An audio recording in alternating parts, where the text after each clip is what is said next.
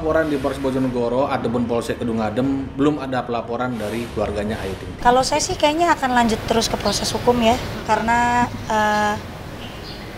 kayaknya ini biang dari dalang semuanya sih ini.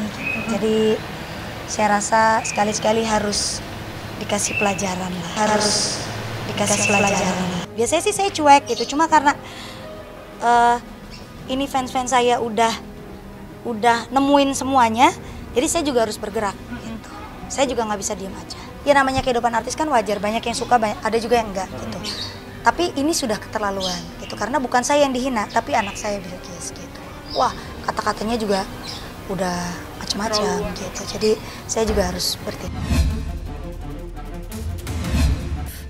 Kita nggak minta ke tergugat untuk urusan menafkahi anak. Kita nggak minta itu. Baik nggak? Baik. Talita yang baik.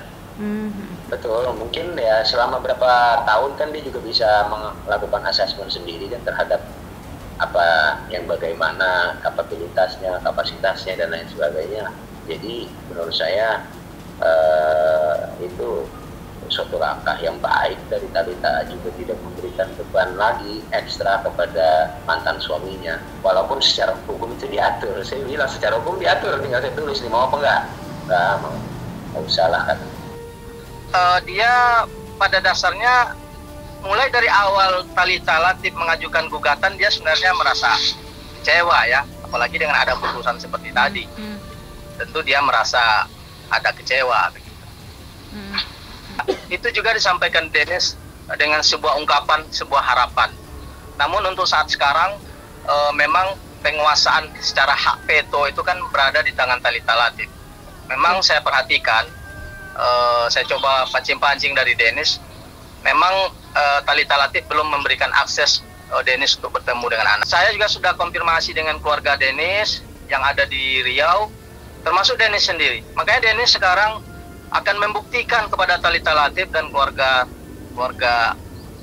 katakanlah keluarga mertuanya itu, bahwa dia bakal menunjukkan dirinya bisa membahagiakan anak dan istrinya. Itu aja. Ya mungkin tadi sudah saya video call sama Talita. Dia ya namanya juga wanita ya, ada emosionalnya di sedikit, bahwa dia ya sudah melewati tahap ini yang cukup lama.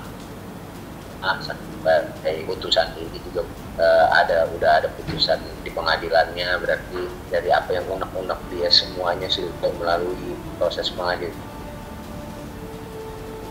cukup terjadi selama sekian lama. Tapi saya bilang bahwa itulah bagian daripada kehidupan, banyak dinamika yang terjadi, tapi melalui permasalahan ini bangkitlah menjadi pribadi yang lebih baik, lebih wise, lebih bijak, karena this is not the end of the world, bahwa ini adalah suatu hal yang baru, yang menjadi energi baru untuk Talita ya, karena dia terus berjuang, dan juga dia terus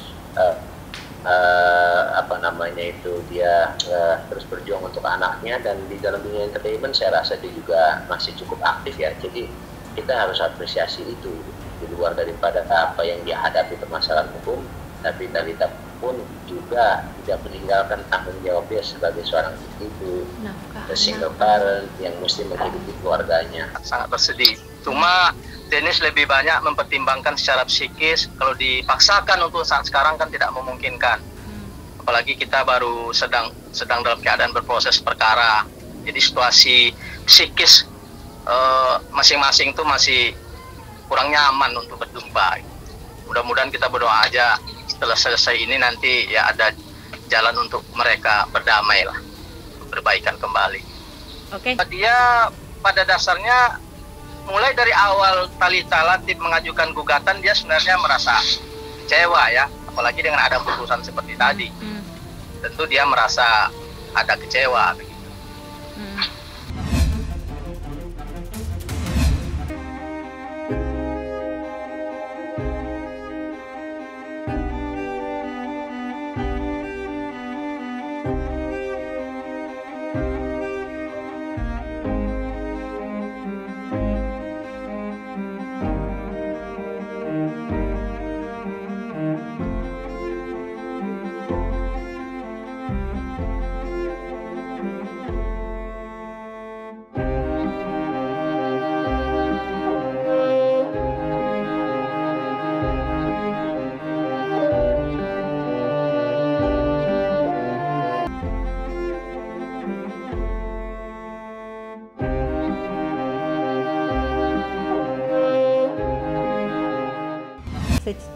diskusi sama psikolog supaya saya tidak salah langkah ke depannya, sekalian minta nasihat dari dia dengan langkah saya untuk cerai karena dia sudah meninggalkan saya. Bukan saya mengusir dia meninggalkan saya dengan sehat walafiat, dengan kesadaran yang tinggi. Karena sekarang sistemnya pada lagi itu ya, COVID ya, pandemik itu ya, kita pakainya lewat online ya untuk mengajukan perceraian gitu. Saya udah pakai lawyer saya, dan saya juga ada psikolog saya, karena saya terus terang saya perlu psikolog, karena di sini saya perlu untuk cerita yang tidak bisa cerita ke orang lain, ke psikolog saya pribadi saya, dia akan membantu saya untuk kedepannya. Dan saya tidak dengan saudara, dengan adik, dengan apa, nggak ada. Karena saya pikir ini urusan pribadi saya, tidak semua keluarga saya perlu tahu. Ya saya hanya berdiskusi sama psikolog saya bekerja sama dengan lawyer saya. Saya rasa sekarang Mbak Anja siap untuk menceraikan Mas Ferry ya. Kalau dibilang kesiapan ya mungkin sangat siap lah.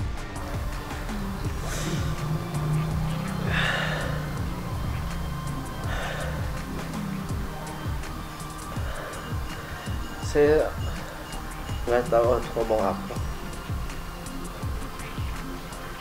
Saya sakit dibilang acting.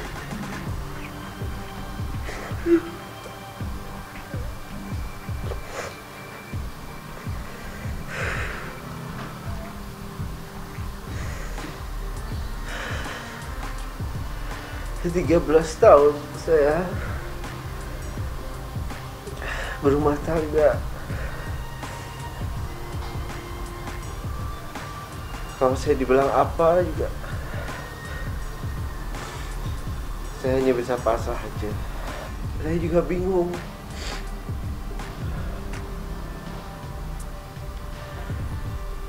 Kalau saya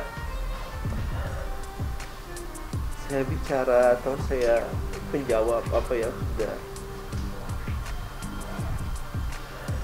dilontarkan dari pihak sana, saya bukan orang yang suka gibah ya. Saya juga bukan orang yang suka memfitnah, bukan orang yang suka menggunjing.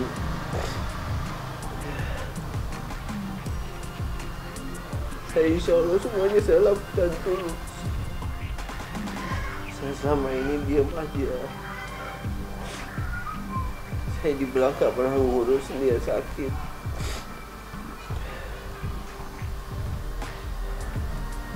Hanya Allah yang tahu apa yang saya lakukan untuk dia. Saya alhamdulillah berstatus lega sekarang. Mungkin Allah berikan jalan yang terbaik buat hidup saya dengan hari-hari saya sekarang ini gitu kan. Saya lebih banyak mendekatkan sama Allah ya. Saya pikir mungkin ini jalan yang terbaik yang Allah berikan kepada saya dan Ferry untuk kedepannya masing-masing, ya kan? Mungkin kalau tidak ada kejadian saya kata kita tunasuk, saya juga nggak tahu gimana. Allah sayang sekali sama saya pokoknya deh.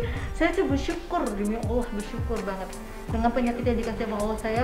Berarti Allah telah memberikan jalan hidup yang terbaik untuk hidup saya dan keluarga saya ke depan. Kalau memang ini udah kehendak Allah jalan yang terbaik, ya saya hanya bisa jalani aja. Saya insya Allah saya jalanin apa yang memang sudah menjadi kehendak Allah. Ini masih sangat terpukul banget buat saya pribadi karena nggak nyangka dan begitu sangat cepat Mama harus dipanggil dengan Tuhan.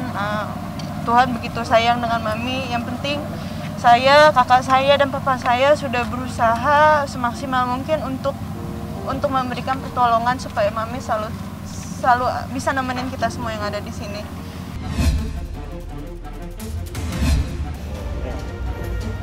Sebelumnya saya Mas Ahmad selaku kuasa hukum dari Adam Denny hari ini mendampingi klien saya dalam pemenuhan panggilan yang kedua ya.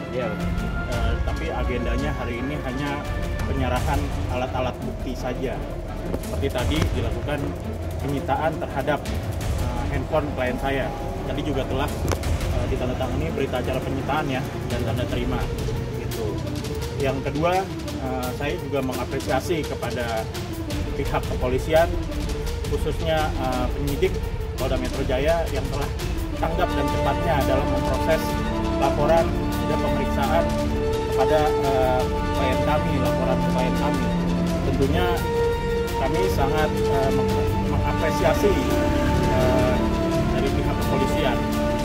Tentunya kita juga sama-sama tahu bahwa status penanganan perkara ini telah dinaikkan dari penyelidikan ke penyidikan.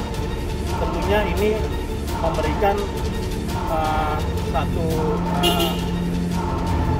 dan dapat ditarik kesimpulan bahwa tim penyelidik Polda Metro Jaya dalam ini tim penyidik telah menemukan atau unsur-unsur suatu tindak pidananya.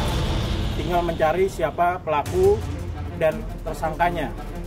Tentunya dalam hal penyelidikan dan penyidikan tentunya berbeda ya. Di mana dalam nantinya penyidikan tentunya ada upaya paksa dan adanya dalam terhadap terlapor ya, seperti yang diatur dalam KUHP pasal 112 ayat 2. Seperti itu.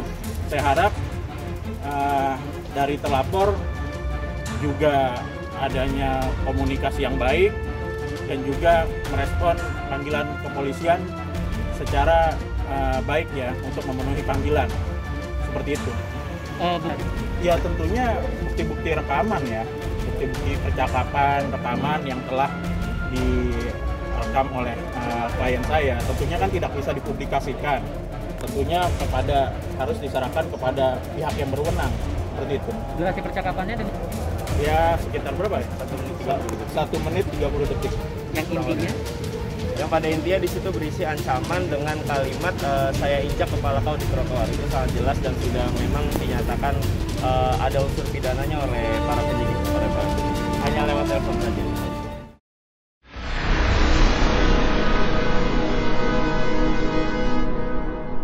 Jadi jangan lupa untuk subscribe Cumi Cumi. Ditekan ya tombol lonceng merahnya.